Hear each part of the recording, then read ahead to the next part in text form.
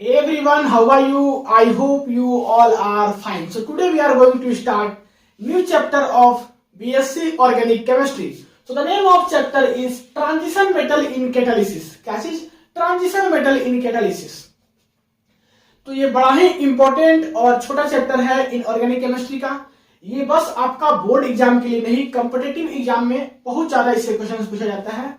तो जब आप गेट नेट या फिर आप जैम वगैरह का एग्जाम देते हो तो वहां से मतलब यहाँ से इस चैप्टर से क्वेश्चंस वहां पे आपको दिखेगा।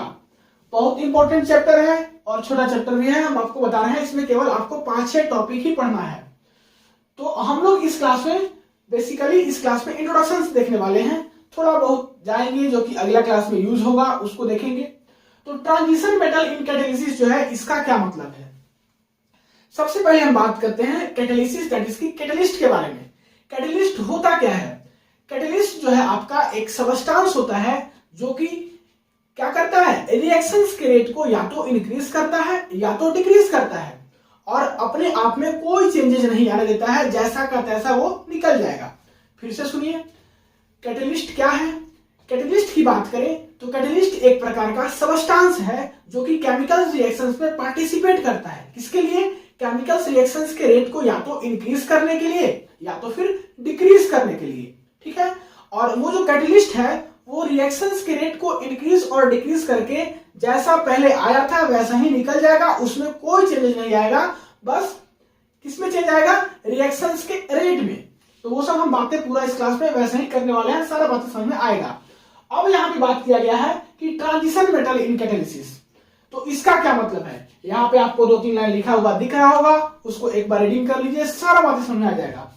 Transition metal compound or the metal itself play important role as catalysis because the metals have ability to change oxidation state and in many cases the metals can absorb other substance on its surface to activate them in the process। देखिए transition metal इन catalysis का क्या मतलब है? कहा गया है कि जो ट्रांजिशन मेटल कंपाउंड होता है या जिसको कि हम लोग ट्रांजिशन मेटल्स बोलते हैं, वो इटसेल्फ प्ले रोल करता है किसके जैसा? कैटलिस्ट के जैसा। ये किसके जैसा इंपॉर्टेंट रोल प्ले करता है? कैटलिस्ट के जैसा। ऐसा क्यों? क्योंकि इसके पास एबिलिटी होता है ऑक्सीडेशन स्टेट को चेंज करने का। किस चीज का एबिलिटी होता है इसके पास? ऑक्सीडेशन स्टेट को चेंज करने का। और मेनी केसेस में क्या होता है कि ये जो है क्या करता है, metals can absorb other substance on its surface to activate them in the process. और मेनी केसेस में क्या होता है कि metals can absorb other substance on its surface, किसके लिए? एक्टिवेट करने के लिए, प्रोसेस को एक्टिवेट करने के लिए। तो ये हुआ इसका मतलब कि ट्रांजिशन मेटल इन कैटालिसिस का क्या मतलब होता है। अब हम लोग बात करते हैं कि आपके सिलेबस में सबसे फर्स्ट टॉपिक क्या लिखा हुआ है। आपके सिलेबस में सबसे फर्स्ट टॉपिक लिखा हुआ है एल्कीन हाइड्रोजनेशंस और ब्रैकेट में दिया हुआ है विल्किंसन कैटलिस्ट। मींस आपको क्या पढ़ना है, आपको हम बता रहे हैं एल्कीन का हाइड्रोजनेशंस पढ़ना है, ठीक है। एल्कीन का हाइड्रोजनेशंस पढ़ना है और जो एल्कीन का हाइड्रोजनेशंस पढ़ेंगे उसमें हम लोग यूज करेंगे विल्किंसन कैटलिस्ट और इसी विल्किंसन कैटलिस्ट के बारे में हम लोग इस क्लास में पढ़ेंगे। मींस हमको एल्कीन का हाइड्रोजनेशंस कराने के लिए विल्किंसन कैटलिस्ट के बारे में नॉलेज होना चाहिए कि विल्किंसन कैटलिस्ट होता क्या है, तभी जाकर के हम लोग अगले क्लास में विल्किंसन कैटलिस्ट का यूज करके एल्कीन का हाइड्रोजनेशंस करेंगे। तो हम लोग उसी विल्किंसन कैटलिस्ट के बारे में इस क्लास में बात करते हैं। विल्किंसन कैटलिस्ट की बात करें तो ये है आपका विल्किंसन कैटलिस्ट। एक्चुअल में ये क्या है? रोडियम, क्लोरीन और ट्राइफिनाइल फॉस्फेट, ये 3 चीज का कॉम्प्लेक्स है और ये तीनों चीज का कोऑर्डिनेटेड कॉम्प्लेक्स को ही हम लोग बोलते हैं विल्किंसन कैटलिस्ट, ठीक है। किस किस चीज का? रोडियम, क्लोरीन और ट्राइफिनाइल फॉस्फेट। उम्मीद है ये सब बातें समझ में आ गया होगा। इसको हम लोग बोलते हैं ट्रांजिशन मेटल कॉम्प्लेक्स क्योंकि इसमें ट्रांजिशन मेटल्स है। तो अभी हम आपको हेडिंग में बताया कि ट्रांजिशन मेटल्स इन कैटालिसिस हम लोग चैप्टर ही पढ़ रहे हैं। अब देखिए इसके बारे में कुछ कुछ हम लोग बातें करते हैं। ये जो है आपका एक कोऑर्डिनेटेड कॉम्प्लेक्स है, किसका? रोडियम का। रोडियम का ये आपका क्या है? कोऑर्डिनेटेड कॉम्प्लेक्स है। अब हम बात करें कि इसका नोमेनक्लेचर के आधार पे इसका नाम क्या होगा, तो इसका नाम होगा क्लोरिडो ट्राइफिनाइल फॉस्फिन रोडियम 1।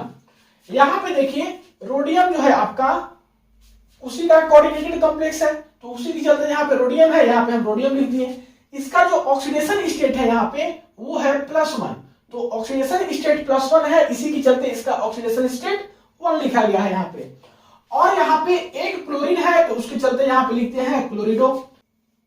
ट्राइस जो है यहाँ पे वो प्रीफिक्स है, because triphenyl phosphine is a complex ligand, इसके साथ अटैच है। तो ये नाम आपको समझ में आ गया, नोमेनक्लेचर समझ में आ गया, ये सब क्वेश्चन पूछा जा सकता है। ये जो है आपका होमोजेनियस हाइड्रोजनेशन कैटलिस्ट है। नेक्स्ट बात करें तो ये आपका कोऑर्डिनेशन ज्योमेट्रीज की बात करें तो वो होता है स्क्वायर प्लेनर, अभी आपको हम आगे दिखाएंगे। नेक्स्ट बात करें तो इसका हाइब्रिडेशंस का, इसका हाइब्रिडेशंस होता है DsP2। देखिए ये सब हाइब्रिडेशंस, ज्योमेट्री, पैरामैग्नेटिक है कि डायमैग्नेटिक है, ये सब बातें अभी हम आपको पूरा करके नहीं दिखाने वाले हैं, बस बता दे रहे हैं कि क्या होता है। देखिए अगर हम अभी आपको हाइब्रिडेशंस निकालने सिखाने लगे, इसका मैग्नेटिक नेचर डायमैग्नेटिक होता है, ये सब निकालने सिखाने लगे तो लेक्चर बहुत लंबा हो जाएगा, हम लोग इससे दूसरे जगह पे चले जाएंगे। तो ये सब बेसिक फंडा है, ये सब आपको आना चाहिए, हम इतना उम्मीद करते हैं। तो इसका क्या होता है, मैग्नेटिक नेचर डायमैग्नेटिक, बस ये सब याद करके रखिए, पूछा जा सकता है 1 मार्क्स में कि आपका जो विल्किंसन कैटलिस्ट है इसका हाइब्रिडेशंस क्या होता है, इसका जो है ज्योमेट्री कैसा होता है, इसका मैग्नेटिक नेचर कैसा होता है, ये सब क्वेश्चंस पूछा जा सकता है। ये डायमैग्नेटिक है क्योंकि इसका D8 कॉन्फ़िगरेशन होता है। ये आपका सेलेक्टिव होता है, सेलेक्टिव इन एक्शन। सॉल्युबिलिटी की बात करें तो इनसॉल्युबल होता है वाटर में, कह सकते हो कि पोलर सॉल्वेंट पे आपका इनसॉल्युबल होता है। वही सॉल्युबल किसमें होता है, अदर सॉल्वेंट में, लाइक बेंजीन में, टोल्यूइन में, ये सब में जाकर के आपका ये सॉल्युबल होता है। तो ये सब बेसिक फंडा आपको समझ में आ गया। अब बात करते हैं, इसका कोऑर्डिनेशन नंबर 4 होता है और ये 16 इलेक्ट्रॉन स्पीशीज होता है। ये दोनों बातों पे अभी हम डिस्कस कर रहे हैं। सबसे पहले हम बात करते हैं इसका ये दिखता कैसा है, इसका स्ट्रक्चर। ये देखिए आप लोग हम लोग इसमें क्या यूज किए थे, इसका क्या फॉर्मूला था, RHCl का होल थ्राइस। ठीक है, यह है आपका ट्राइफिनाइल फॉस्फीन, यह है क्लोरीन, यह है रोडियम। तो रोडियम को हम लोग ले लिए सेंट्रल मेटल एटम, मींस इसको हम लोग सेंटर में ले लिए, और साथ ही साथ ये हमारे पास कितना लिगेंड है, टोटल 4 लिगेंड है। एक क्लोरीन हो गया और 3 जो है आपका ट्राइफिनाइल फॉस्फीन हो गया। तो यहां देखिए एक ट्राइफिनाइल फॉस्फीन, दूसरा ट्राइफिनाइल फॉस्फीन, तीसरा ट्राइफिनाइल फॉस्फीन। यहाँ पे देखिए PPH3 ही लिखा गया है, यहाँ पे आप क्या कर लीजिए, क्लोरीन कर लीजिए। इसको हम ब्लैक ही पेन से लिख देते हैं, यहाँ पे आप क्या कर लीजिए, क्लोरीन कर लीजिए। तो आपको क्या दिखा कि यहाँ पे 4 लिगेंड लगा है, एक क्लोरीन है जो कि दिखा दिए, और 3 ट्राइफिनाइल फॉस्फीन है वो भी दिखा दिए, 1 2 3। तो 4 लिगेंड जो है आपका सेंट्रल मेटल से लगा है। तो इसी के चलते इसका कोऑर्डिनेशन नंबर क्या होता है, 4 होता है। इसका अगर हम ज्योमेट्री की बात करें तो इसका ज्योमेट्री कैसा है, स्क्वायर प्लेनर है। और बात करें कि ये 16 इलेक्ट्रॉन स्पीशीज होता है, वो कैसे, देखिए रोडियम का 9 इलेक्ट्रॉन होता है, PPH3 का 2 इलेक्ट्रॉन होता है, और वही बात करें तो आपका क्लोरीन का 1 इलेक्ट्रॉन होता है। अब यहाँ पे PPH3 जो है आपका 3 है, तो 6 इलेक्ट्रॉन PPH3 का हो जाएगा, और 9 6 कितना हो गया, 15 और 1 16, मींस टोटल इसका इलेक्ट्रॉन काउंट जब निकालिएगा तो ये 16 इलेक्ट्रॉन स्पीशीज होता है। तो ये भी बात समझ में आ गया। अब देखिए यहाँ पे हम 2 टाइप से इसको दिखाए हैं, एक सॉलिड वेज से और एक डैश वेज से। सॉलिड वेज का क्या मतलब है कि ये ऑब्जर्वर का टुवार्ड होता है, टुवार्ड द ऑब्जर्वर। वही बात करें डैश वेज का, तो डैश वेज का मतलब होता है अवे फ्रॉम द ऑब्जर्वर।